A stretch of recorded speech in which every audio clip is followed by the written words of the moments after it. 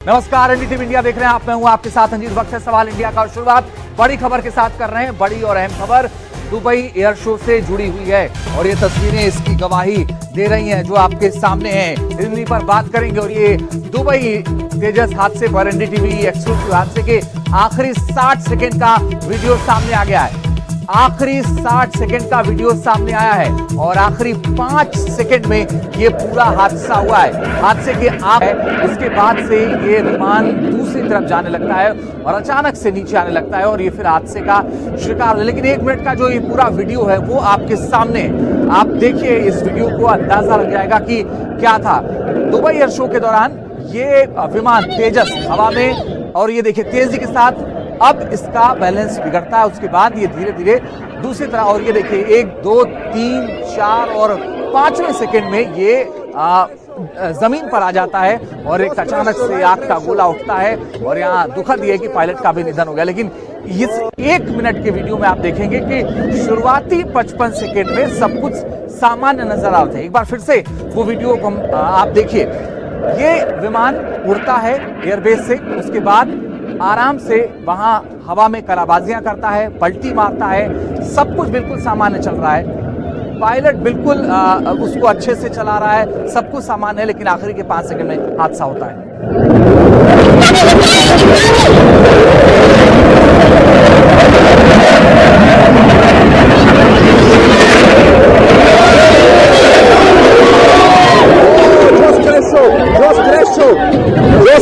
Live crash show.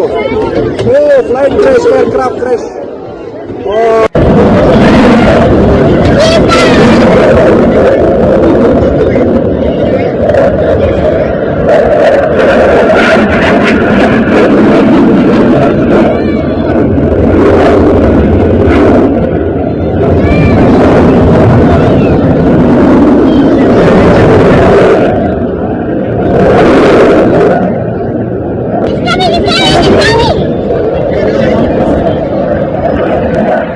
Rajiv Ranjan हमारे सहयोगी ज्यादा जानकारी के लिए इस वक्त जुड़ रहे हैं। राजीव, हम इस वीडियो को देख रहे हैं, 55 सेकंड तक बिल्कुल सब ठीक है, आखिरी के 5 सेकंड में यह हादसा होता है।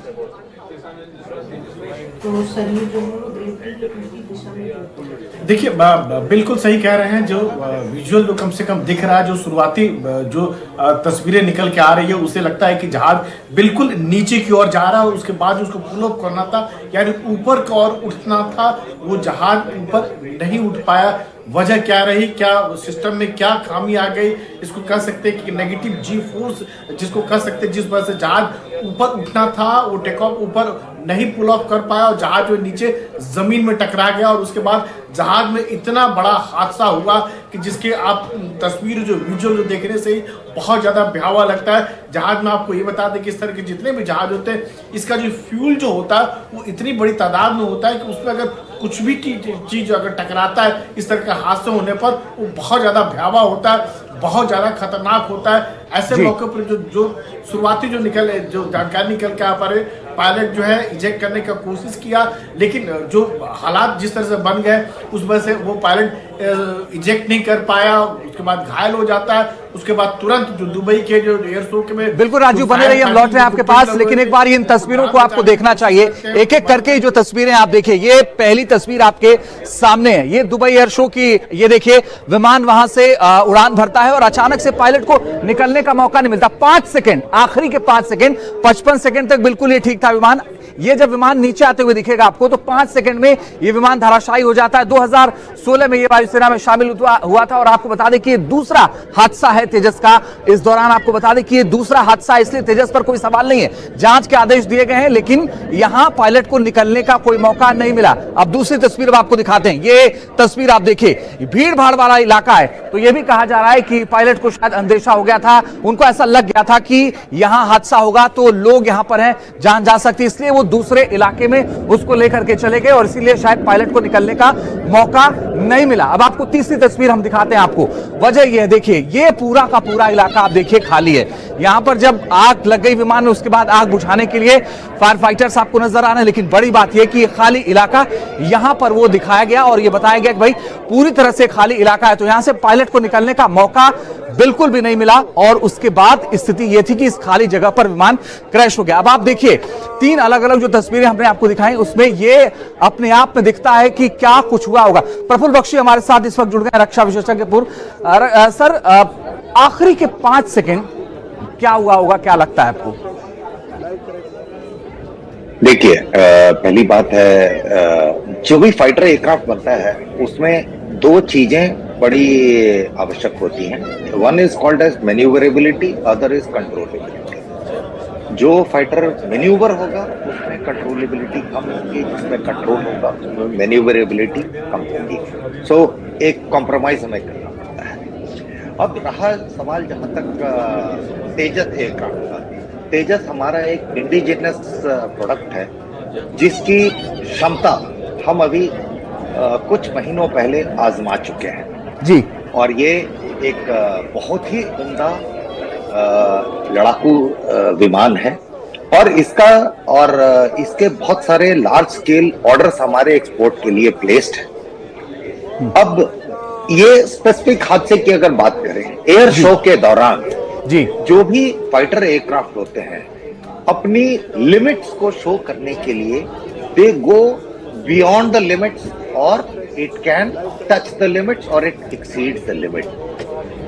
और रहा सवाल हादसे का, जहां तक हमारी समझ कहती है जहाज उड़ेगा कभी ना कभी हादसा हो सकता है और इसका ट्रैक रिकॉर्ड कितना बढ़िया है। बिल्कुल अमिताभ जी, आप आपके पास आएंगे, लेकिन आप जो कह रहे हैं कि जब इस तरह की उड़ान होती है तो कई बार वो बयान जाते हैं, लेकिन प्रफुल्ल बख्शी सर, आपको क्या लगता है कि आखिरी 5 सेकंड में 55 सेकंड सब कुछ ठीक दिख रहा है, आखिरी 5 सेकंड में पूरा जो विमान है वो नीचे आ गया, आपको क्या लगता है क्या हुआ होगा?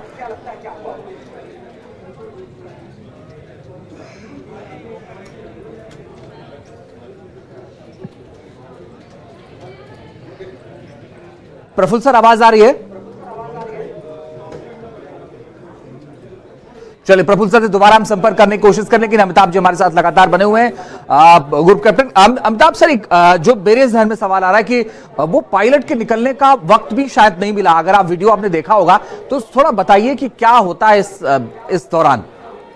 देखिए, भारतीय वायुसेना के हर फाइटर पायलट या और बाकी जितने पायलट हैं सबको एक खास ट्रेनिंग दी जाती है कि if crash is imminent then they have to guide the aircraft away from any populated area where it can impact civilian life और सिविलियन प्रॉपर्टी।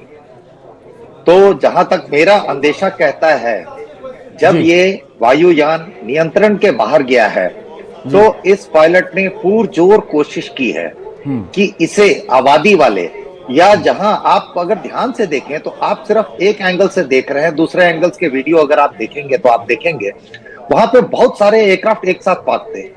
मान लेते हैं ये एयरक्राफ्ट वहां गिरता तो किस तरह का हादसा हो सकता है। अमिताभ सर, आपकी बात सही है और हमने अभी अपने वीडियो में उस चीज का जिक्र भी किया कि शायद वो ले जाना चाहते हैं, चूंकि हम ये कह नहीं सकते क्योंकि हम जिम्मेदार हैं और ये सारी बातें जांच के बाद ही सामने आती हैं। लेकिन ठीक है, आपके ऑब्जर्वेशन है सर, उस पर आगे बात करेंगे। प्रफुल्ल बख्शी सर हमारे साथ जुड़ गए हैं। प्रफुल्ल सर, बहुत स्वागत है आपका भी। क्या लग रहा है आपको कि आखिरी के 5 सेकेंड में क्या हुआ? देखिए, ये बहुत दुखद हादसा है और इस हादसे के लिए हम सबको बहुत दुख है। हमारे एक गैलेंट पायलट हमारे साथ नहीं रहे, बहुत दुख है। पर सबसे बड़ी बात ये है, एयरफोर्स में फ्लाइंग डिस्प्ले एक बहुत पुरानी प्रथा है। ये एक एक्टिविटी होती है, ये दर्शाता है पायलट की कैपेबिलिटीज को, क्योंकि ये लड़ाई में काम आती हैं। ये सारी कैपेबिलिटीज या एयर टू एयर कॉम में काम आती हैं, कॉम्बैट में काम आती हैं। तो इसके लिए सारे पायलट बड़े निपुण होते हैं। इसका डेमोन्स्ट्रेशन दिया जा रहा था, जो बहुत बार दिया जा चुका है और इसमें देखा है कि पायलट ने रोल किया। आप देखते हैं, क्लियरली देखते हैं कि आउट ऑफ द रोल आया है। रोल खत्म करने के बाद वो डिसेंडिंग में है। डिसेंट बहुत एक शैलो एंगल से वो डिसेंड कर रहा है और अब ये देखना होगा कि उस समय क्या हुआ। क्या वो फ्लेम आउट हो गया था? क्या उसका कंट्रोल जैम हो गए? या पायलट इनकैपेसिटेट हो गया, क्योंकि आप देख रहे हैं वो जो लास्ट फ्लाइट है वो डायरेक्टली डिसेंडिंग फ्लाइट है। लास्ट मोमेंट पे यू कैन मेक आउट कि वो नोज ऊपर करने की कोशिश की है जब वो उसका बेली ग्राउंड पे टच किया है। तो ये हादसा जो है इस पे मैं टिप्पणी इसलिए नहीं करूंगा, मैं एयरक्राफ्ट एक्सीडेंट इन्वेस्टिगेटिंग बोर्ड का मेंबर हूं, मैंने 32 एक्सीडेंट इन्वेस्टिगेट किए हैं। ये इनमें कई चीजें आ सकती हैं, फॉरेन ऑब्जेक्ट डैमेज हो सकता है, लास्ट मिनट बर्ड हिट हो सकती है, so many things can be there. Conjecture करना करेक्ट नहीं होगा, पर यह जरूर है कि उस समय पायलट ने ट्राई किया था निकलने के लिए। आई कुड मेक आउट कि जब वो टच कर रहा था तो उसका एंगल और नोज हाई था, उस समय टच किया है। अब वो मश कर रहा था कि स्पीड खत्म हो गई थी, वो रिकवर नहीं कर पा रहा था। तो मैं लास्ट मिनट के जो डिसेंड है 300 फीट एंड बिलो कि यह स्पीड का अनुमान नहीं लगा सकता। अगर उसकी स्पीड ऐसी थी कि क्लोज टू स्टॉलिंग स्पीड थी, या वो था कि उस स्पीड में अगर वो रिकवर करे तो बहुत हाइट लूज करने के बाद निकलेगा, शायद उस दौरान उसने टच कर दिया गया है। ठीक है, मैं सर लौट रहा हूं आपके पास। आपको ये एक बता दूं, जैसे मैंने एक्सीडेंट एयरफोर्स में पहले भी देखा है और दिल्ली में ही देखा है जी, अगर आप, और पूरी मीडिया ने देखा था वो हमारे साथ में, ये भी देख चुके हैं हम। तो ये बात मत सोचिए कि ये कोई मैं आउट ऑफ द वे बात कर रहा हूं, और इसीलिए इस बात को हमको। ठीक है, मैं यूके देवनाथ सर के आपके पास आना चाहता हूं। यूके देवनाथ सर, जैसा कि प्रफुल्ल सर कह रहे हैं कि भाई इसमें बहुत सारी चीजें होती हैं, इन्वेस्टिगेशन में साफ होगा, लेकिन क्या इंतजार करना होगा ब्लैक बॉक्स का या वॉइस रिकॉर्डर का जिसमें ये पता चलेगा कि आखिरी वक्त में क्या हुआ था?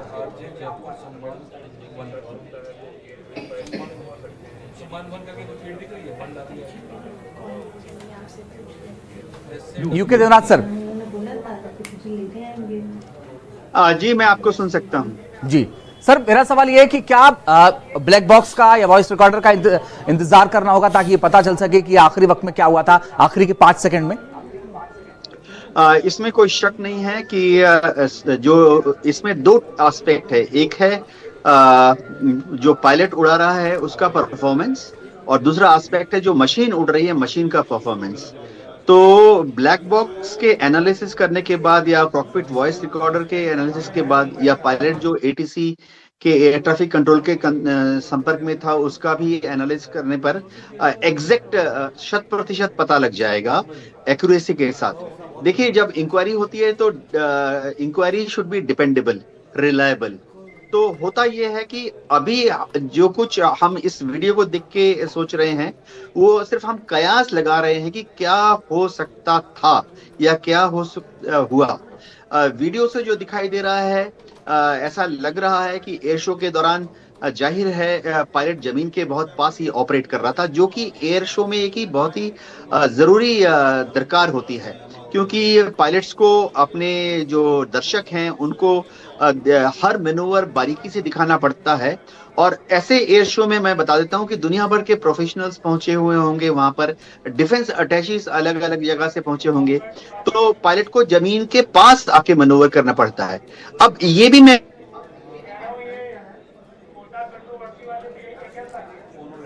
जी ठीक है सर, मैं आता हूं आपके पास। प्रफुल्ल बख्शी सर, मैं आपके पास आऊं उससे पहले राजू आपके पास आना चाहता हूं। ये दूसरा ये हादसा है तेजस, तो खैर इसके उस पे तो सवाल ही नहीं है कि ये एक बेहतर विमान है, लेकिन इस बार जो है कि वो पायलट नहीं निकल पाए और उसके पीछे कई वजह हो सकती हैं। क्या वायुसेना ने इसको लेकर के क्या कुछ कहा है? देखिए, भारतीय वायुसेना ने फिलहाल इस पूरे घटनाक्रम की जांच के आदेश दे दिए गए हैं। जरा इस एयरक्राफ्ट के बारे में बताएं।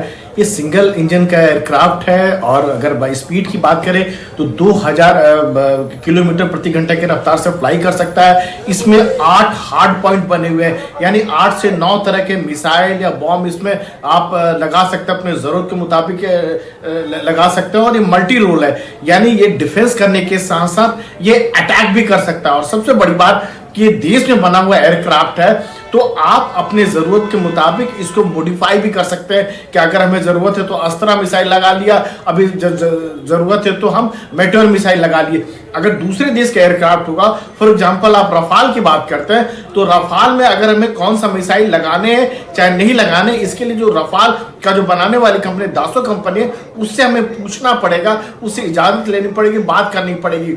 लेकिन यह जो एयरक्राफ्ट है हमारा, जो स्वदेशी एयरक्राफ्ट है तेजस जो है, इसमें हम अपने जरूरत के मुताबिक इक्विपमेंट लगा सकते हैं, वेपन सिस्टम लगा सकते हैं, और यही इसकी खासियत है, और यही इसकी खासियत है राजीव की इसको अपने हिसाब से मॉडिफाई कर सकते हैं।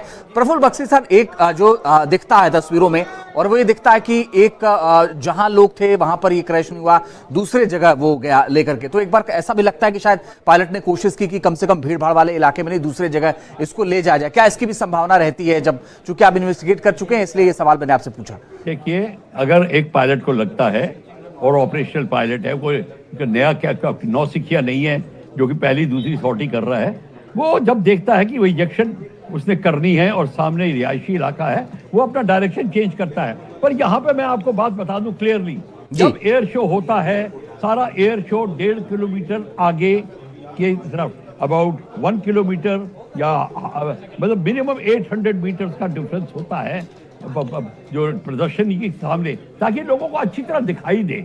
इसीलिए अगर डायरेक्टली आपके सिर के ऊपर हो रहा हो, आपको नहीं दिखेगा, you will not be able to appreciate. You appreciate जो आपके सामने चीज हो रही होती है। तो जो लाइन ऑफ एरोबैटिक होती है वो सामने होती है। तो एक बात तो ये है। तो आप, और कई बार आप देखें, जितने की जो एयर शो डिसाइड करते हैं, वो कोई भी ऐसा मनूवर नहीं करते या जो कि ऑडियंस के ऊपर खत्म हो एकदम से। वो सामने की तरफ से होगा, या सामने होगा, या राइट को होगा, या लेफ्ट को होगा। ये एक किस्म से रूल है।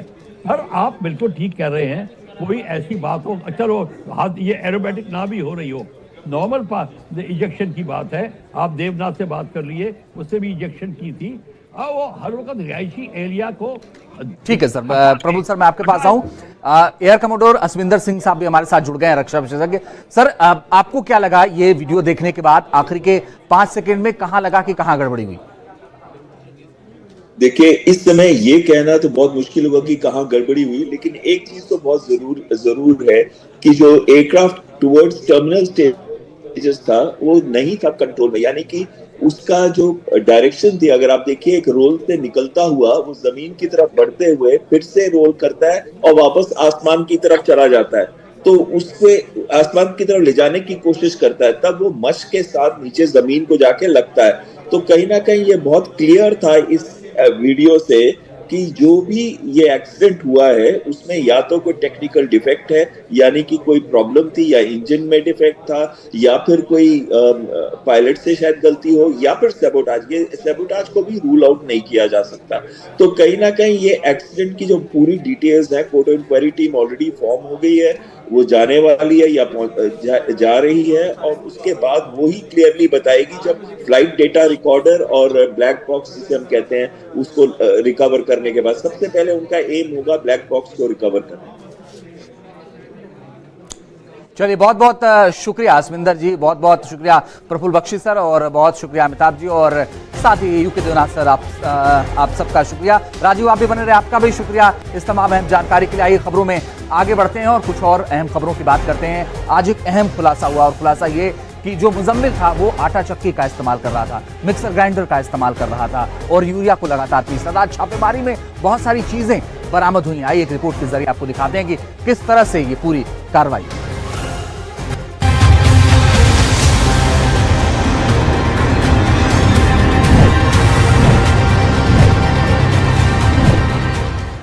जिस कार ब्लास्ट से 10 नवंबर को दिल्ली दहल उठी थी,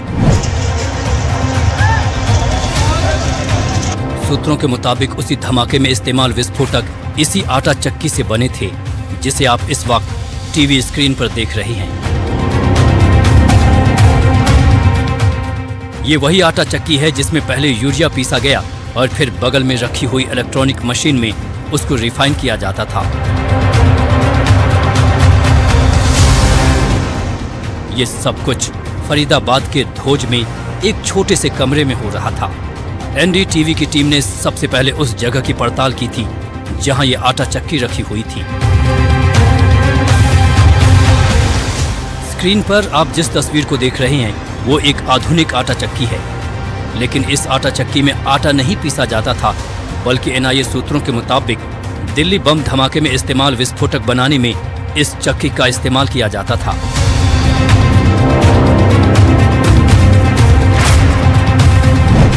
दिल्ली बम धमाकों में आए दिन नए और चौंका देने वाले खुलासे हो रहे हैं। एनआईए की टीम ने बुधवार देर रात फरीदाबाद के गांव धोज में रह रहे एक टैक्सी ड्राइवर के घर से आटा चक्की और कुछ इलेक्ट्रिकल मशीन बरामद किया। ये कोई आम आटा चक्की नहीं थी, बल्कि इसे विस्फोटक में इस्तेमाल करने के लिए यूरिया को महीन पीसा जाता था। इसके अलावा कई और इलेक्ट्रॉनिक मशीनें भी बरामद की गई हैं। दरअसल डॉक्टर मुजम्मिल धोज में जिस किराए के कमरे में रहता था, वहां पहले वो इस चक्की का इस्तेमाल करता था, लेकिन बाद में उसने चक्की को एक ड्राइवर के घर में रखवा दिया था और फिर 9 नवंबर को जम्मू कश्मीर और फरीदाबाद की पुलिस ने 360 किलो अमोनियम नाइट्रेट और अन्य विस्फोटक बरामद किया था। अब आपको बताते हैं कि कैसे इस आटा चक्की का इस्तेमाल विस्फोटक बनाने में हुआ। आतंकी ने आटा चक्की एक कमरे में छुपा कर रखी। यूरिया को आटा चक्की में पीसा जाता था, फिर मशीन से उसे छाना जाता था, उसमें केमिकल मिलाकर विस्फोटक बनाया। केमिकल अल-फलाह यूनिवर्सिटी की लैब से चुराया। वही दुकान है जहां पर बुधवार के दिन एनआईए की टीम पहुंची थी। यहीं पर बैठकर उन लोगों ने जांच पड़ताल किया था। जो ग्राइंडर मशीन है और साथ ही साथ जो स्टेबलाइजर है, जिसके बारे में सूत्रों के हवाले से ये जानकारी मिल रही है कि ग्राइंडर मशीन में उसको यूरिया जो है वो पीसा करता था, उसको स्टेबलाइजर में रखकर और भी ज्यादा बारीक करता था और एक्सप्लोसिव्स जो है वो बनाने की तैयारी की गई थी। मुजम्मिल का जो रेंटेड अकोमोडेशन है वहां से 360 किलोग्राम सस्पेक्टेड अमोनियम नाइट्रेट बरामद किया गया था, जिसके बाद से जो कैब ड्राइवर है उसका लिंक मिला। मुजम्मिल एक डॉक्टर था, तो आखिर एक डॉक्टर के पास बम बनाने की इतनी जानकारी कहां से आई? इसका जवाब है पाकिस्तानी आतंकी संगठन जैश ए मोहम्मद। दरअसल पाकिस्तान से जैश के हैंडलर हंजुल्ला ने दिल्ली धमाके के आरोपी डॉक्टर मुजम्मिल शकील गनई को बम बनाने के 40 वीडियोस भेजे थे और इन वीडियोस को देखकर डॉक्टर मुजम्मिल ने बम और विस्फोटक बनाना सीखा था। दोनों को जम्मू के शोपियां के रहने वाले मौलवी इरफान अहमद ने मिलवाया था, जिसके बाद ही व्हाइट कॉलर टेरर मॉड्यूल तैयार हुआ और कई डॉक्टर्स को इससे जोड़ा गया। दिल्ली धमाका भी इसी मॉड्यूल का हिस्सा था।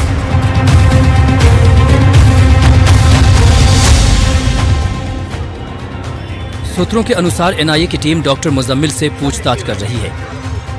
पूछताछ में डॉक्टर मुजम्मिल ने टीम को बताया कि वो काफी समय से यूरिया से अमोनियम नाइट्रेट अलग करने में विस्फोटक को रिफाइन करने के लिए आटा पीसने वाली चक्की का इस्तेमाल करता था। बाद में इन मशीनों को वो धौज ले गया और हॉस्टल के कमरा नंबर 15 में, जहां से 358 किलो विस्फोटक मिला, यहीं वो यूरिया पीसा करता था। पूछताछ के बाद ही पलवल के एक टैक्सी ड्राइवर को हिरासत में लेकर धोज स्थित उसके घर से आटा चक्की व अन्य सामान बरामद किया गया है। इस वक्त हम उसी दुकान के बाहर मौजूद हैं जहां बुधवार को एनआईए की टीम आई थी। इसी दुकान के पास से जो ग्राइंडर मशीन है और साथ ही साथ जो स्टेबलाइजर है वो बरामद किया गया था। इस वक्त हमारे साथ दुकान के जो ओनर है वो मौजूद है, उनसे बातचीत करते हैं। आपका नाम क्या है? मेरे जी नाम। कब से रह रहे हैं यहाँ पे? मैं 2 साल से है मेरे दुकान। जो शब्बीर है, कैब ड्राइवर है, उनके पास उमर जो है, जो अल-फलाह यूनिवर्सिटी में सीनियर डॉक्टर के तौर पर काम कर रहे थे, उन्होंने स्टेबलाइजर मशीन दिया था और साथ ही साथ कुछ बाकी की चीजें, इलेक्ट्रॉनिक गैजेट जो है वो ही इस शॉप पर रखी थी जहां बुधवार के दिन एनआईए की टीम आई थी। क्या आप यहाँ पर लाए थे, उसको अफसर बैठे थे, उसने मुझे बाहर भेज दिया था। वो मशीन उस पे मंगाई थी, यहाँ बैठे थे, बस इतने मुझे बाहर कर दिया। तो मशीन पहले ही इस दुकान में थी या नहीं? मंगाई थी वो तो उसके पास से ही, शब्बीर के पास। तो मशीन मंगा के आपके दुकान में बैठे थे? हाँ, वो बैठे थे अफसर। आपका शब्बीर से या उमर से कोई लेना देना? नहीं, मैं नहीं जानता। किसी को जानते हैं? ये आपका दुकान है जहाँ पर वो मशीन लेकर आए थे? हाँ, ये मेरी दुकान है। वो तो अफसर आर बैठे थे, उसने रखी थी कि भाई यहाँ रख लो थोड़ी देर बस। जानकारी के अनुसार जब आटा चक्की और इलेक्ट्रिकल मशीन को जांच के लिए फॉरेंसिक लैब भेजा गया है, उसे अमोनियम नाइट्रेट के अंश को सैंपल के लिए अलग किए जाएंगे। सूत्रों के अनुसार टैक्सी ड्राइवर ने एनआईए को पूछताछ में बताया है कि करीब 4 साल पहले उसके छोटे बेटे पर गर्म दूध गिर गया था। इससे वो झुलस गया और उसे गंभीर हालत में अल-फलाह मेडिकल कॉलेज एवं अस्पताल में भर्ती कराया गया, जहां डॉक्टर मुजम्मिल ने उसके बच्चे का इलाज किया था। तब से वो डॉक्टर मुजम्मिल के संपर्क में आया और दोनों में मुलाकात होने लगी। यूनिवर्सिटी में तहकीकात जो है वो आगे जा रही है। उसमें हम देख रहे हैं कि नए नए लोग जो हैं वो सामने आ रहे हैं, नए नए खुलासे हो रहे हैं। एक नया खुलासा ये भी है कि उस कैब ड्राइवर से उमर तब जान पहचान में आया जब वो यहाँ पर सीनियर डॉक्टर के तौर पर काम कर रहा था। उसके बच्चे के शरीर पर गर्म दूध गिर गया था जिसकी वजह से वो जल गया था और उसके बाद वो उमर के पास अपने बच्चे का इलाज कराने गया था। उसके बाद ही दोनों संपर्क में आए, जिसके बाद उमर ने उसके ही घर पर वो ग्राइंडिंग मशीन रखी जिससे वो यूरिया को पीसकर अलग किया करता था और अमोनियम नाइट्रेट बनाने के लिए अपनी जो पूरी तैयारी है वो कहीं ना कहीं कर रहा था। इस आटा चक्की और अन्य इलेक्ट्रॉनिक उपकरणों को जब्त कर लिया गया है और फॉरेंसिक टीम इसकी जांच कर रही है। देखना होगा कि अब जांच किस ओर आगे बढ़ती है। Bureau report, NDTV India. और इसी के साथ वक्त हो गया एक छोटे से ब्रेक का। थोड़े से इंतजार के बाद आपको दिखाएंगे यूपी से लेकर हरियाणा तक ऑपरेशन शुद्धिकरण।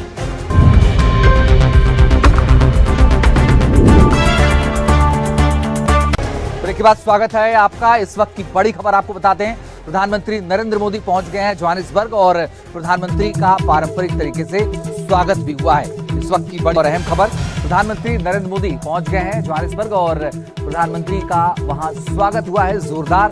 और उसकी तस्वीरें आपके सामने हैं। पारंपरिक तरीके से स्वागत हुआ प्रधानमंत्री नरेंद्र मोदी का और अपने इस यात्रा के दौरान वो कई अहम मुद्दों पर बात करेंगे G20 समिट में। और G20 समिट में भाग लेने के लिए प्रधानमंत्री जोहानिसबर्ग पहुंच गए हैं और ये उसकी तस्वीरें आपके सामने हैं। जब देखे शानदार उनका स्वागत किया गया।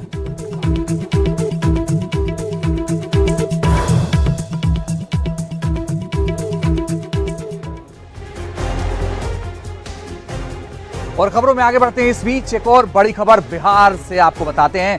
बिहार में मंत्रियों के विभागों का बंटवारा हो गया है, लेकिन नीतीश कुमार को नहीं मिला गृह मंत्रालय। नीतीश कुमार के पास गृह मंत्रालय नहीं है, अब ये सम्राट चौधरी के पास रहेगा। बड़ी और अहम खबर आपको बता दें, सम्राट चौधरी बने बिहार के गृह मंत्री और अब जो जानकारी मिल रही है उसके मुताबिक जो मंत्रालय है वो बट गया है और जेडीयू के विजेंद्र यादव बने हैं वित्त मंत्री। इस तरह से अलग अलग मंत्रियों के विभागों का बंटवारा हुआ है। आइए अब आपको बीजेपी के मंत्रियों की लिस्ट बता देते हैं कि किसको क्या क्या मंत्रालय मिला। देखिए, सम्राट चौधरी को गृह मंत्री की जिम्मेदारी मिली है बिहार में। विजय कुमार सिन्हा को भूमि राजस्व मंत्री बनाया गया है। मंगल पांडे जो कि बहुत ताकतवर हैं और इनको स्वास्थ्य मंत्रालय का जिम्मा मिला है। दिलीप जायसवाल को उद्योग मंत्री बनाया गया है। नितिन नवीन को नगर विकास मंत्री बनाया गया है। राम कृपाल यादव को कृषि मंत्रालय की जिम्मेदारी दी गई है। संजय टाइगर को श्रम संसाधन मंत्री बनाया गया है। रमा निषाद को पिछड़ा कल्याण मंत्री बनाया गया है। श्रेयसी सिंह को खेल मंत्री की जिम्मेदारी दी गई है। तो ये वो लोग हैं जो जिनको मंत्री का जिम्मा मिला है। आइए खबरों में आगे बढ़ते हैं और आप देखते हैं ऑपरेशन शुद्धिकरण। हम तो परंपरागत मुल्ला और मौलवी बनाने की बजाय हम वैज्ञानिक बनाना चाहते हैं। एपीजे अब्दुल कलाम बने तो वैज्ञानिक बने। स्कूलों में फ्री एजुकेशन की व्यवस्था की जा रही है, आधुनिकीकरण किया जा रहा है। ये डबल इंजन की सरकार पैसा उपलब्ध करवा रही है, लेकिन कठमुल्लापन की संस्कृति नहीं चलेगी।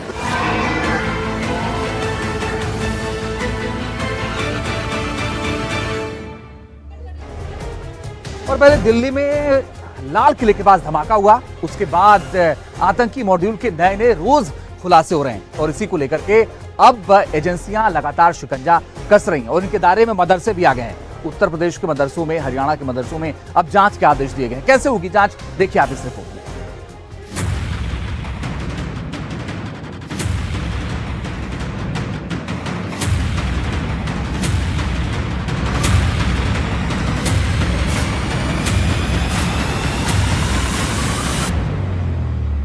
दिल्ली में जो धमाका हुआ उसका दायरा सिर्फ दिल्ली तक नहीं है। साजिश के तार दूर तक फैले हैं और जांच के दायरे में मदरसे भी हैं। एटीएस ने उत्तर प्रदेश के अल्पसंख्यक विभाग को भी मदरसों की जानकारी देने के निर्देश जारी किए हैं, जिसके बाद अलग अलग जिलों में मदरसों को पत्र भेजकर उनसे जानकारी मांगी गई है।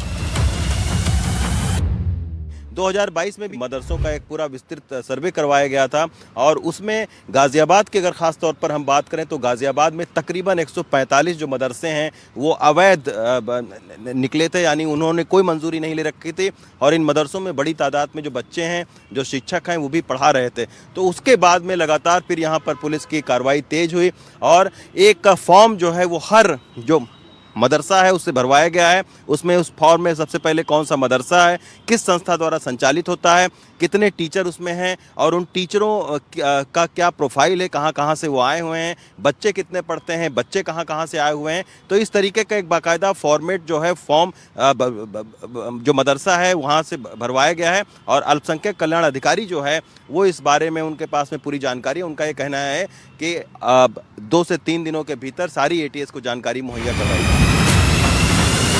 यूपी के बांदा में मदरसों में पढ़ रहे छात्रों और मदरसों में पढ़ाने वाले शिक्षकों मौलवियों के शिनाख्ती दस्तावेज के साथ साथ मदरसों के आय के स्रोत की जानकारी भी मांगी गई है। बता दें कि इस वक्त मेरी मौजूदगी बांदा के जामिया रब्बानिया मदरसे के बाहर है और इस मदरसे में लगभग 300 छात्र और शिक्षक मौलवियों की संख्या है। साथ ही बांदा में कुल 25 मान्यता प्राप्त और अनुदानित मदरसे हैं जिनकी जांच अल्पसंख्यक विभाग ब्यौरा तलब करने के उपरांत शिनाख्ती दस्तावेज उत्तर प्रदेश ATS को सौंपेगा। फिलहाल इस फैसले का जो यहाँ के शिक्षक मौलवी हैं उन्होंने सरकार के पक्ष में अपना सहयोग जताया है। फिलहाल जिस तरह से जांच एजेंसी आप चौकन्ना है, उसके बाद जांच रिपोर्ट पहुंचने के बाद क्या खुलासा होता है यह तो आने वाला वक्त ही तय करेगा। गोरखपुर में ATS ने जिले के सभी मदरसों की गतिविधियों की जानकारी मांगी है। बताया जा रहा है कि यहां से महज 100 किलोमीटर की दूरी पर नेपाल बॉर्डर के पास कुछ मदरसे अवैध तरीके से संचालित हो रहे हैं। गोरखपुर शहर में दारुल उलूम हुसैनिया दीवान बाजार मदरसा हमें बंद मिला। एक मदरसे पर पहुंचे जहां आप देख सकते हैं कि दारुल उलूम हुसैनिया इमामबाड़ा दीवान बाजार गोरखपुर ये मदरसा है। आज ये मदरसा शुक्रवार की वजह से बंद है, लेकिन जब इस यहाँ के जो प्रेसवन है उनसे हमने बात की तो उनका कहना है कि हमसे अल्पसंख्यक कल्याण अधिकारी द्वारा डिटेल मांगी गई थी। हमसे पूछा गया था कि आपके वहाँ कितने शिक्षक हैं, कितने बच्चे हैं, क्या वो बाहर के हैं या यूपी के हैं। जो भी डिटेल हमसे मांगा गया था हमने सारा उनको उपलब्ध करा दिया। यूपी के महोबा में भी मदरसों से कहा गया है कि वो मदरसों की जानकारी उपलब्ध कराएं। बुंदेलखंड सहित महोबा में मांगी जा रही मदरसों की सूचनाओं को लेकर मैं इस समय मौजूद हूं महोबा शहर के मदरसा दारुल उलूम समदिया निस्वा में, जहां पर जिला अल्पसंख्यक कल्याण विभाग द्वारा अपनी जांच शुरू कर दी गई। ATS द्वारा मांगी सूचनाओं को लेकर अब लगातार जांच बढ़ रही है। इसको लेकर दारुल उलूम समदिया से भी सूचनाएं मांगी गई है। जिला अल्पसंख्यक कल्याण विभाग ने तेजी से सूचनाएं इकट्ठा करना शुरू कर दिया। वहीं ATS प्रयागराज के निर्देशों के बाद जिले के 21 मान्यता प्राप्त मदरसों से बच्चों, शिक्षकों, प्रबंधकों और वहां पढ़ाने वाले मौलवियों का पूरा ब्यौरा मांगा जा रहा है। इन सूचनाओं में नाम, पता, मोबाइल नंबर और दैनिक गतिविधियां भी शामिल बताई जा रही हैं। आपको बता दें कि इस समय जहां मैं मौजूद हूं उसका नाम दारुल उलूम समदिया निस्वा मदरसा है, जहां पर 368 बच्चे और 16 स्टाफ तैनात है। सूत्रों का कहना है कि मदरसों को लेकर शुरू हुई ये प्रक्रिया सुरक्षा ऑडिट का हिस्सा है, ताकि किसी भी संस्थान में संदिग्ध तत्वों की मौजूदगी को समय रहते पहचाना जा सके। उत्तर प्रदेश के सभी 75 जिलों में 25,000 के करीब मदरसे हैं, जिनमें सरकारी या अनुदान प्राप्त मदरसों की संख्या करीब 560 है, तो वहीं निजी मदरसों की संख्या करीब 16,513 है। इसके अलावा 8,000 से ज्यादा मदरसे बिना सरकारी मान्यता के चलाए जा रहे हैं। मदरसों से जुड़ी कार्रवाई मथुरा से भी शुरू हो गई है।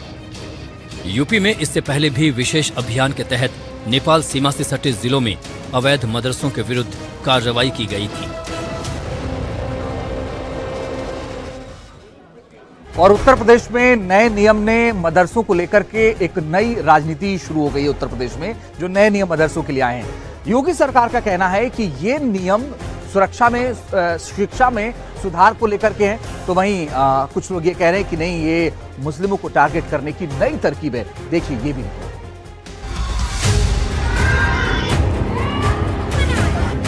यूपी में मदरसों पर कसा नया शिकंजा। अलीगढ़ से लेकर लखनऊ तक हुंकार। अब एटीएस की रडार पर हर मदरसा। दिल्ली धमाकों के बाद उत्तर प्रदेश की योगी सरकार ने मदरसे और कुछ निजी संस्थाओं पर शिकंजा कसना शुरू कर दिया है। सरकार के नए आदेश में मदरसों में पढ़ाने वाले मौलाना और सभी छात्रों का पूरा ब्यौरा एटीएस को सौंपना होगा। योगी सरकार के इस फैसले को लेकर यूपी की राजनीति में भूचाल आ गया है। देखिए, देश की सुरक्षा के सवाल पर अगर एटीएस ने मदरसों की जांच की अनुमति मांगी है तो सरकार अनुमति देगी। जांच करने का अधिकार उनका है, सरकार को अनुमति देने का अधिकार है। देश के सवाल पे 140 करोड़ आबादी के हित को देखते हुए, उनकी सुरक्षा को देखते हुए तो आदेश तो सरकार देगी। योगी सरकार के फैसले का विरोध करते हुए ऑल इंडिया मुस्लिम जमात के राष्ट्रीय अध्यक्ष मौलाना मुफ्ती शहाबुद्दीन रजवी बरेलवी ने कहा कि मदरसे अल्पसंख्यक विभाग के अधीन काम कर रहे हैं। इनकी अलग अलग सालों में 3 बार जांच कराई जा चुकी है। ऐसे में अब चौथी बार एटीएस से जांच कराने की क्या जरूरत है? ये जितने भी मदरसे हैं ये सब अल्पसंख्यक विभाग के अधीन हैं, उसके मातहत आते हैं। और इससे पहले भी मदरसों की 3 बार जांचें हो चुकी हैं, हर तरीके से जांच हुई है। अब ये चौथी बार एटीएस से कराने का क्या मतलब है? हम एटीएस से जांच नहीं कराना चाहते हैं। मदरसे के तमाम जिम्मेदारान एटीएस से जांच कराने का विरोध करते हैं। योगी सरकार के इस फैसले को समाजवादी पार्टी एक साजिश करार दे रही है। सपा की दलील है कि ये राज्य में मुसलमानों को टारगेट करने का एक नया हथकंडा है। उत्तर प्रदेश में जो 4000 मदरसे सामाजिक संस्थाओं द्वारा या समाज सेवियों द्वारा चलाए जा रहे हैं, उन पर बंद करने के लिए सरकार एटीएस से जांच कराने का काम कर रही है। ये समाज में नफरत फैलाने का प्रयास है। ये सरकार का निर्णय पूर्ण रूप से अनुचित और गलत है। उत्तर प्रदेश की सुरक्षा सर्वोपरि है। उत्तर प्रदेश के मुख्यमंत्री उत्तर प्रदेश की सुरक्षा के लिए हमारे यहाँ की जो फोर्सेज हैं उनको खुली छूट दी है कि वह किसी भी शिक्षण संस्था की किसी की भी जांच कर सकते हैं। जब से दिल्ली ब्लास्ट हुआ है उसके बाद से कई संस्थाएं और कई स्थान जो है चिन्हित किए गए हैं जहां से सवाल जवाब किया जा रहा है। और यह गंभीर मामला है कि उत्तर प्रदेश के अंदर किसी भी तरह के अतिवादी संगठन या आतंकवादी संगठन के पांव नहीं जमने चाहिए। इसलिए उत्तर प्रदेश की फोर्सेस तमाम विषयों पर जांच कर रही है। वैसे तो सरकार इस कदम को मदरसा शिक्षा व्यवस्था में पारदर्शिता और अनुशासन बढ़ाने की दिशा में एक महत्वपूर्ण कदम बता रही है, लेकिन साल भर बाद होने वाले यूपी विधानसभा चुनाव को देखते हुए इस पर सियासत गर्मा गई है। और इस पूरे मसले पर संत समाज और उलेमा वर्ग क्या कह रहा है वो भी आपको देखना चाहिए। देखिए, मदरसों की जांच तो बहुत ही आवश्यक है और मदरसों में सीसीटीवी कैमरा वॉइस वाले लगने चाहिए जिससे पता चल जाए कि ये मौलाना बच्चों को क्या शिक्षा दे रहे हैं। मदरसों में आतंकवादी छुपते हैं, मदरसों में हथियार छुपाए जाते हैं, मदरसों में पत्थर छुपाए जाते हैं और मदरसों में ऐसे बच्चों को तालीम दी जाती है कि उनको कट्टरवाद सिखाया जाता है।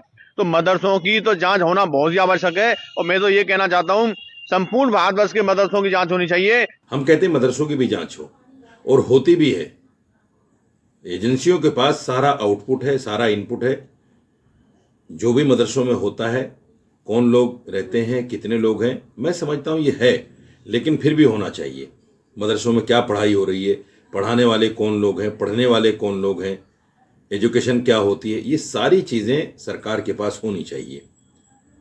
तो हमें इस पर कोई एतराज़ नहीं है, करें, लेकिन सिर्फ मदरसों को टीवी पर दिखाना कि मदरसों की जांच हो रही है, ये अन्याय है। तो ये बहुत अच्छी बात है कि आपकी शिक्षा किसके लिए हो रही है, ये दिखाना बहुत जरूरी है।